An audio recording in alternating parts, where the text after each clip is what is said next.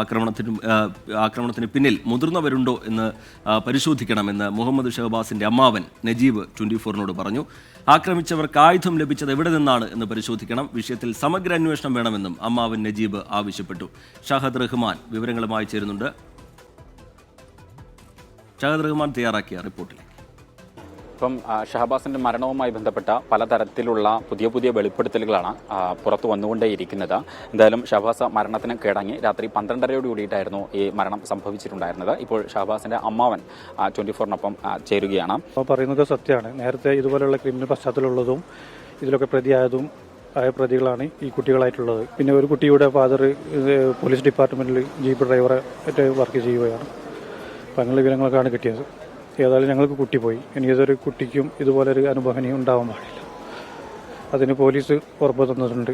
ഇവനെ ഷഹബാസിനെ വീടിൻ്റെ തൊട്ടപ്പുറത്തുള്ള വീട്ടിൻ്റെ അടുത്താണ് ഫ്രണ്ട്സ് ഇറക്കി വിട്ട് അവന് പോവുകയാണ് ചെയ്തത്. കടന്നു വന്നു, വീട്ടിൽ വന്നു, എന്തോ ക്ഷീണം, തല വേദനാവുന്നതും പറഞ്ഞു, കിടക്കട്ടെ കിടന്നു. എൻ്റെ ഫ്രണ്ട്സിനൊക്കെ വിളിച്ച് അന്വേഷിച്ചപ്പോൾ ഒരു അടിപിടി കേസുണ്ടെന്ന് പറഞ്ഞു. അപ്പോൾ അതിനെക്കുറിച്ച് അന്വേഷിച്ചപ്പോഴാണ് എന്തോ ഒരു അടി കിട്ടിയ കേസ് പറയുന്നത്. ആ സമയത്ത് ഇവന് ഛർദി ഉണ്ടായി. പരിക്ക് ഗുരുതരമാണെന്ന് അവർ പറഞ്ഞതിനാൽ കോഴിക്കോട് മെഡിക്കൽ കോളേജിൽ മാറ്റാൻ പറയുകയും ചെയ്തു. അങ്ങനെ ഇങ്ങോട്ട് എത്തിയത്. എന്താണ് ഇതിന് ആധാരമെന്നാണ് നിങ്ങൾ വിചാരിക്കുന്നത്? ഇപ്പം നേരത്തെ കുറച്ച് മുമ്പ് ആർക്കും സംസാരിക്കുമ്പോൾ പറഞ്ഞു മുൻപും ഇത്തരത്തിൽ ഇങ്ങനെ എന്തൊക്കെയോ വാക്കുതർക്കും പ്രശ്നങ്ങളൊക്കെ ഉണ്ടായിരുന്നു എന്നുള്ളത് പറയുന്നു. ഇപ്പം കറക്റ്റായിട്ട് ഈ ട്യൂഷൻ സെൻ്ററിൽ നടന്നത് മാത്രമാണോ പ്രശ്നമെന്ന് നിങ്ങൾ വിചാരിക്കുന്നുണ്ട്? അവിടെ ട്യൂഷൻ സെൻ്ററിൽ എന്തോ ഒരു കലാപരിപാടി നടന്നിരുന്നു. ആ സമയത്താണ് ഈ പ്രശ്നം ഉണ്ടാകുന്നത്. അതിനുശേഷം ഒരു വട്ടം കൂടെ എന്തോ പ്രശ്നം ഉണ്ടായതിൽ ആർക്കോ സോൾവ് ചെയ്തതാണ്. അതിൻ്റെ ബാക്കിയാണെന്നാണ് കരുതുന്നത്.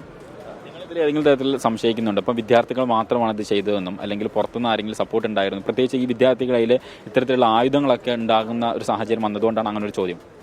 ഞങ്ങൾക്ക് ഈ അടിയുണ്ടായ സ്ഥലത്തുള്ള വീഡിയോ ഫുട്ടേജ് കണ്ടിരുന്നു. അപ്പോൾ അതിൽ വിദ്യാർത്ഥികളല്ലാതെ പുറത്തുനിന്ന് ആളുകളായിട്ട് നമുക്ക് കാണാൻ കഴിഞ്ഞിട്ടുണ്ട്. അപ്പോൾ അതാരൊക്കെ 4-5 പേര് അങ്ങനെയുള്ളതായിട്ട് കാണാൻ കഴിഞ്ഞിട്ടുണ്ട്. അതാരൊക്കെയാണെന്നുള്ള അന്വേഷണം കൊണ്ടിരിക്കുകയാണ്. പോലീസ് ഉറപ്പ് തന്നിട്ടുണ്ട്. നിങ്ങൾ ഇതുമായിട്ട് മുന്നോട്ട് പോകും? അതായത് ഈ വിദ്യാർത്ഥികൾക്ക് അല്ലെങ്കിൽ വിദ്യാർത്ഥികളുടെ രക്ഷിതാക്കൾക്കൊക്കെ ക്രിമിനൽ പശ്ചാത്തലമുണ്ട്.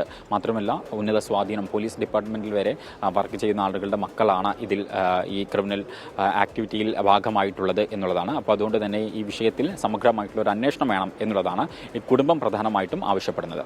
മുനീഫ് തിരൂരിനൊപ്പം ഷഹദ് റഹ്മാൻ, 24 കോഴിക്കോട്.